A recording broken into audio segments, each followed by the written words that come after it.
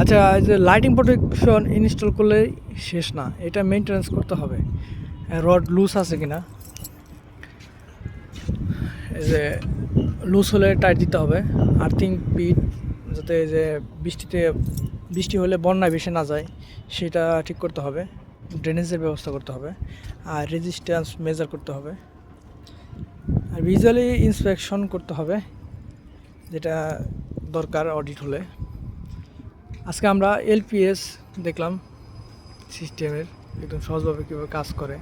আমি যেহেতু নতুন কথা বলতে আটকে যাই। আচ্ছা, তারপর আপনারা যদি চান ইনস্টলেশন টেস্টিং বা ডিজাইনের বিষয়ে আরও ভিডিও চান, কমেন্ট করে জানাতে পারেন। ধন্যবাদ। আমি চেষ্টা করব ভিডিও বানাতে, কিন্তু ফার্স্ট ভিডিও চেষ্টা যতটুকু করছি দিয়ে সামনে আরও ভালো করার চেষ্টা করব। ধন্যবাদ সবাইকে ভিডিওটি দেখার জন্য। আসসালামু আলাইকুম।